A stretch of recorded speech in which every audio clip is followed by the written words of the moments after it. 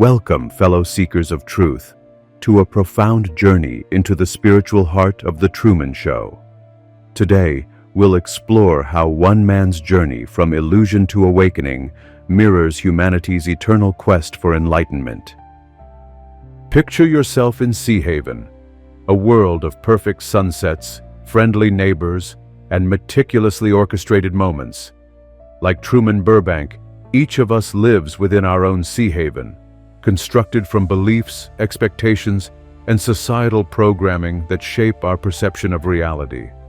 The ancient Vedic texts call this Maya, the cosmic illusion that veils our true nature.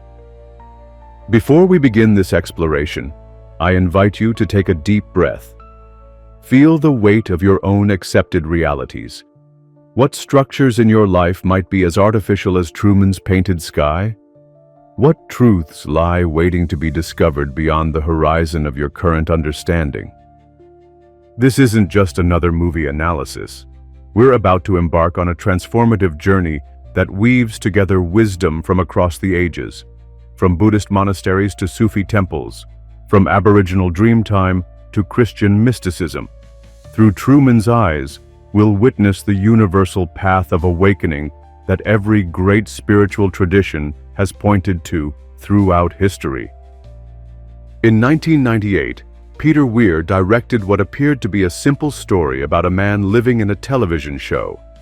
But beneath this surface narrative lies a powerful spiritual metaphor that resonates with seekers of truth across all cultures and times. As we'll discover, Truman's journey parallels the hero's journey described by Joseph Campbell, the universal path from ignorance to enlightenment. Consider Truman's famous greeting, "Good morning, and in case I don't see ya, good afternoon, good evening, and good night." Like a mantra repeated without understanding, this phrase represents the unconscious patterns we all follow. Yet within these very patterns lie the seeds of our awakening. As we explore Truman's story, you'll be invited to participate in contemplative practices, to question your own accepted realities, and to recognize the signs of awakening in your own life. This is not just about understanding a film. It's about understanding the nature of consciousness itself. Are you ready to step through the door of perception? To sail beyond the boundaries of your own Seahaven? To discover what lies beyond the dome of constructed reality? Let's begin our journey together as we uncover the profound spiritual wisdom hidden within the Truman Show. Like the great mystics before us, we'll learn to recognize the signs that point toward ultimate truth and discover how to navigate our own path to awakening.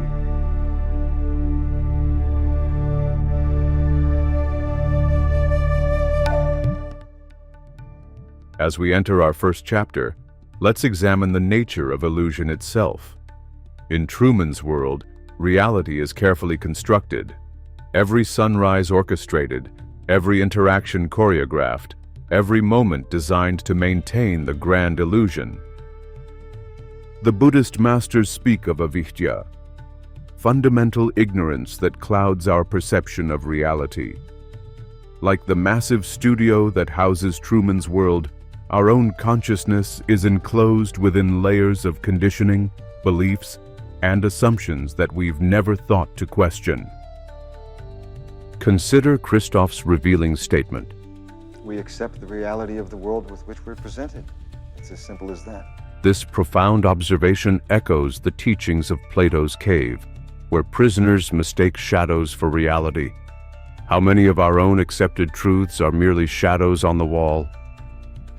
Watch closely as Truman navigates his perfectly crafted world.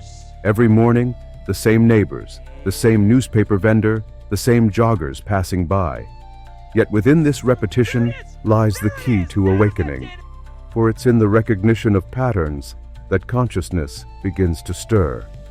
The Sufi mystic Rumi wrote, "Why do you stay in prison when the door is so wide open?" Like Truman, we often remain in our comfortable prisons, not because we're locked in, but because we've forgotten to look for the door. Let's examine the subtle signs of Truman's initial awakening. the falling stage light, a crack in the cosmic egg, the radio interference revealing the truth of his surveillance. These glitches in the matrix serve as divine breadcrumbs leading toward liberation.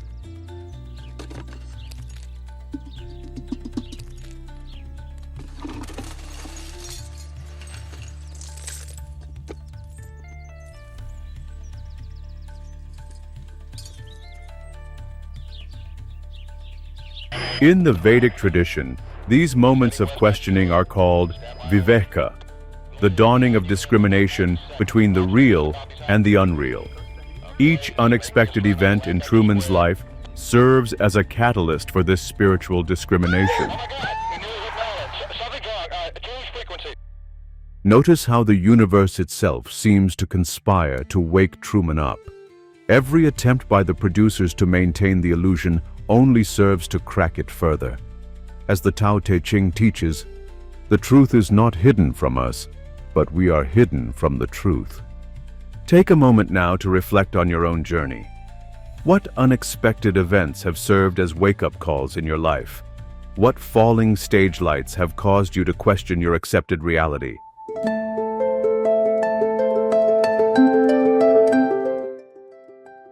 Let's delve deeper into the mechanisms of illusion in Truman's world. The way his fears are carefully cultivated, particularly his fear of water, represents how our own limiting beliefs are often implanted early in life. Consider the scene where young Truman witnesses his father's staged drowning. The Tibetan Buddhist teachings speak of Samskaras, deep emotional imprints that shape our reality. This manufactured trauma becomes the invisible fence, keeping Truman bound to Seahaven.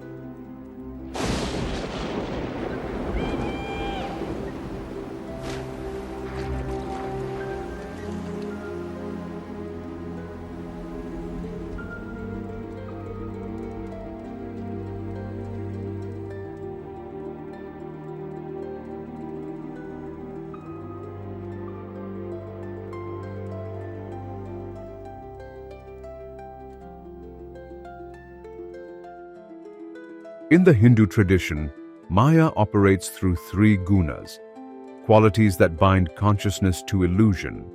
We see these reflected in Seahaven: tamas as ignorance and inertia keeping Truman stuck, rajas as the restless activity maintaining the illusion, and sattva as the moments of clarity breaking through. But watch what happens when Truman begins to trust his intuition. The famous scene where he notices the patterns. The same woman on a bicycle, the same car passing by. This is consciousness awakening to its own programming. The Zen masters call this Kensho, the first glimpse of true nature. Meryl, Truman's wife, represents what the Gnostics called the archons, forces that maintain the illusion through distraction and false comfort. Notice how she deflects Truman's questions with product placements and rehearsed affection. How often do we similarly distract ourselves from deeper truths with consumption and surface-level relationships? The Aboriginal concept of Dreamtime teaches that beneath the visible world lies a deeper reality. Truman's growing awareness of this hidden dimension manifests in his increasingly erratic behavior. What his world labels as paranoia is actually the beginning of wisdom. Never had a camera in my head. This powerful declaration by Truman points to what mystics call the untouched self, that core of authentic being that remains free even within the most elaborate prison. The Upanishads name this the Sakshi, the eternal witness that cannot be programmed or controlled. And then comes the pivotal moment, Truman's spontaneous deviation from his routine. Somebody help me! I'm being spontaneous! He shouts as he breaks free from his prescribed patterns. This is what Zen calls breaking the chains of conditioned existence. Let's pause here for a moment of self-inquiry. What patterns in your life run on autopilot? What beliefs about yourself might be as artificial as Truman's fear of water? What would true spontaneity look like in your life? As the cracks in Truman's reality widen, we witness what the mystics call the point of no return. Each revelation builds upon the last, creating an unstoppable momentum toward awakening. Let's examine how this process unfolds in both Truman's journey and our own spiritual path. There's a profound moment when Truman tests his suspicions by attempting to leave Seahaven. Every exit is blocked. Nuclear accident, forest fire, traffic jam. The Kabbalistic tradition speaks of similar contractions, or tzimtzum, apparent obstacles that actually serve to strengthen our resolve. Watch how Truman begins to play with his reality. He starts making unexpected turns, testing the responses of his world. The Sufi master Rumi would recognize this as divine mischief, the soul's playful rebellion against artificial constraints. Consider the symbolism of the bridge scene. As Truman attempts to cross the water, his primal fear confronts his awakening consciousness. The Tibetan Book of the Dead describes this as bardo, the frightening but necessary space between old and new realities. The producers of the show respond with increasingly desperate measures to maintain control. They resurrect Truman's father, intensify the romantic storyline, appeal to his sense of security and comfort. These represent what Buddhist tradition calls Mara, the forces of illusion that arise strongest just before enlightenment. The world, the place you live in, is the sick place. This warning from Lauren Sylvia echoes the Gnostic teaching that our perceived reality is a kind of spiritual illness. The cure begins with recognizing the symptoms. Notice the increasing synchronicities in Truman's world. The coincidences become so obvious they can no longer be ignored. Just as in our own spiritual awakening, the universe seems to speak more loudly when we begin to truly listen. The Zen tradition speaks of dharma gates, opportunities for awakening disguised as obstacles. Every attempt to keep Truman confined becomes another key to his liberation. His growing awareness transforms his prison into a training ground for enlightenment. Let's examine a crucial detail: Truman's map-making and planning. Like an ancient mystic drawing mandalas of the cosmos, he begins to chart the patterns of his artificial world. This represents what the alchemists called solving, the systematic dissolution of illusion.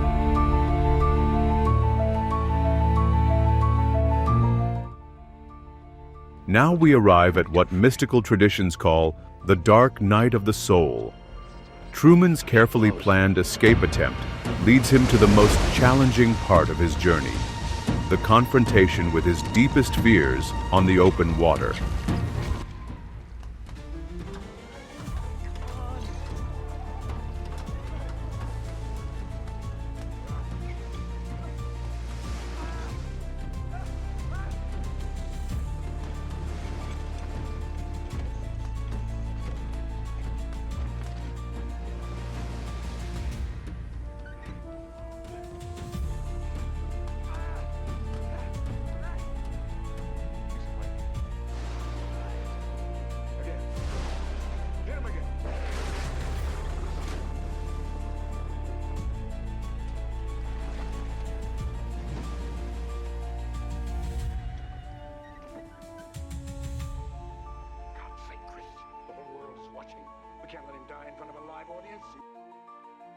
Was nothing real? This heart-wrenching question echoes across the artificial ocean. The Advaita Vedanta tradition teaches that this moment of total disorientation is essential. When everything we believe to be real is revealed as illusion, only then can true reality emerge. Watch how Truman faces the storm. Every wave that Christoph throws at him, every attempt to force him back to shore, only strengthens his determination. This is what the Desert Fathers called holy defiance, the soul's ultimate rebellion against false authority. The symbolism here is profound. The boat, named Santa Maria, shares its name with Columbus's vessel of discovery. Like the great explorer, Truman sails toward an horizon that others claim leads to destruction, trusting his inner knowing over external warnings. Consider Christoph's desperate attempts to stop Truman. "He could die," says his assistant. She was born in front of a live audience. Christoph responds. This exchange reveals what the Sufis call the nafs, the ego's desperate attempt to maintain control, even at the risk of destruction. The storm sequence mirrors what shamanic traditions call the divine ordeal. Each lightning strike illuminates another aspect of truth. Each wave that fails to sink him proves his immortal nature. Each moment of perseverance demonstrates what the Bhagavad Gita calls divine determination. Is that the best you can do? You're going to have to kill me. This defiant cry represents what Zen masters call great death, the willingness to sacrifice everything for truth. In this moment, Truman transcends all programming, all conditioning, all fear. Notice how the artificial sun rises on command, revealing the edge of Truman's world. This moment parallels the Buddhist concept of satori, sudden enlightenment where the boundaries of our limited reality become visible all at once. Take a moment to reflect on your own journey. What storms have you faced in pursuit of truth? What false horizons have you sailed beyond? What artificial limitations are you ready to transcend? The moment Truman's boat strikes the wall of his universe marks what mystics call the Great Encounter. Here, at the literal edge of his known world, he faces what every spiritual seeker must eventually confront: the boundary between illusion and reality. Watch carefully as Truman steps from his boat. Each footstep along the artificial horizon echoes the Buddha's final steps toward enlightenment. The painted sky, now clearly visible, represents what Vedantic philosophy calls the end of Maya. He finds the stairs. This moment mirrors what the Kabbalists call Sulam Yaakov, Jacob's ladder, the mythical stairway between heaven and earth. Each step Truman takes represents humanity's eternal climb toward higher consciousness. Now comes the pivotal dialogue with Christoph, the voice from above. This conversation echoes ancient spiritual texts, where the seeker confronts the creator of their illusions. Like the Gnostics' encounter with the demiurge, Truman faces the architect of his false reality. You never had a camera in my head. This powerful declaration speaks to what Christian mystics call the inner sanctuary, that sacred space within consciousness that remains forever free, forever untouched by external control. Listen to Christoph's desperate plea. There's no more truth out there than there is in the world I created for you. This mirrors what Zen masters call the final temptation, the last attempt of illusion to maintain its hold through philosophical justification. The same deceit, but in my world, you have nothing to fear. I know you better than you know yourself. But Truman stands firm. His response, "You never had a camera in my head," represents what the Sufis call the triumph of the heart's knowing over the mind's doubting. In this moment, he claims his sovereign right to self-determination. The door in the sky presents itself. In shamanic traditions, this represents the portal between worlds, the threshold between unconscious imprisonment and conscious freedom. Every spiritual tradition speaks of such a doorway. Before stepping through, Truman delivers his final line: "Good afternoon, good evening, and good night." But now, these words carry new meaning. Good afternoon, good evening, and good night. They are no longer a programmed response, but a conscious farewell to illusion.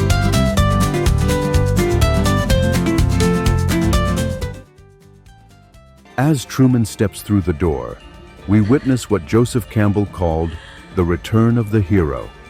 Yet, unlike traditional hero stories, we don't see Truman's first moments in the real world. This profound artistic choice mirrors our own spiritual journey, the mystery that awaits beyond awakening. Consider the viewers watching Truman's escape. Some cheer, some cry, and then they change the channel. This moment carries deep wisdom about the nature of collective awakening.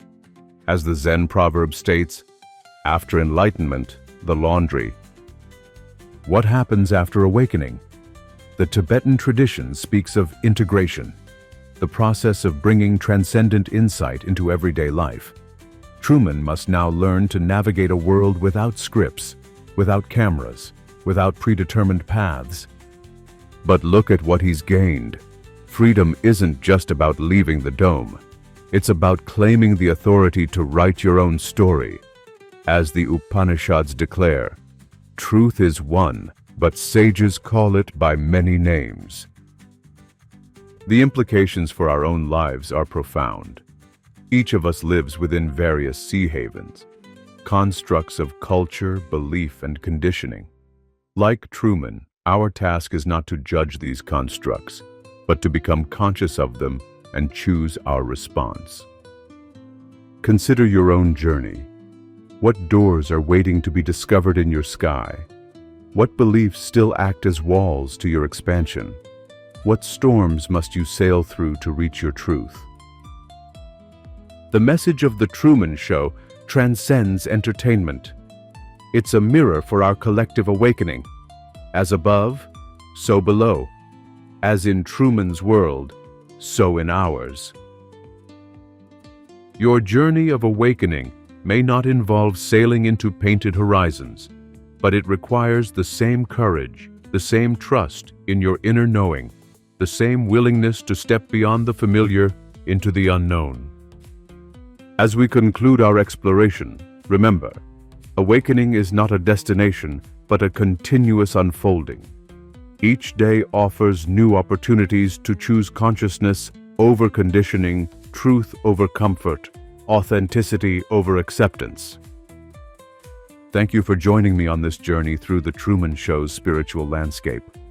May your own path of awakening be blessed with the courage of Truman, the persistence of truth, and the joy of authentic discovery.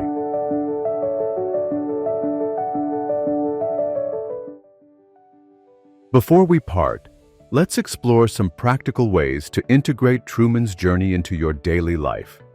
These simple yet powerful practices can help you navigate your own path of awakening. First practice, the pattern observer. Like Truman noticing the cycling background actors, spend 5 minutes each day observing recurring patterns in your life. Which of these serve your growth, and which might be keeping you in a comfortable loop? Second practice, sacred rebellion. Choose one small way each day to break from your routine. Take a different route to work, speak to someone new, or question a long-held belief. Remember Truman's spontaneous moments. They led to his greatest discoveries. Third practice, the truth journal. Each evening, ask yourself, what was real today? What felt authentic? Where did I choose truth over comfort? Document your insights like Truman mapped his observations.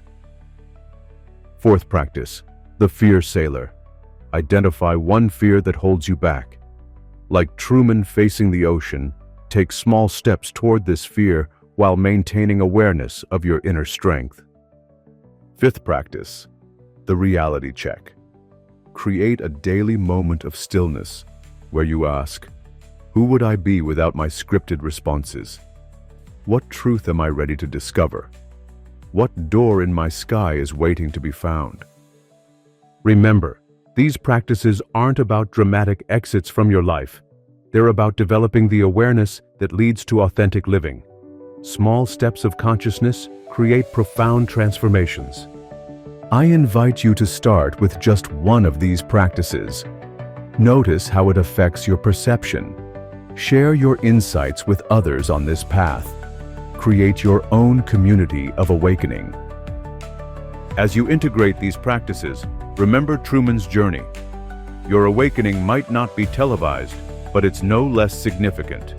Each conscious choice ripples out into the collective consciousness of our world. Thank you for exploring the Truman Show's spiritual wisdom with me. May your journey of awakening be filled with courage, discovery, and the joy of authentic being. Until next time, in case I don't see ya, good afternoon, good evening, and good night.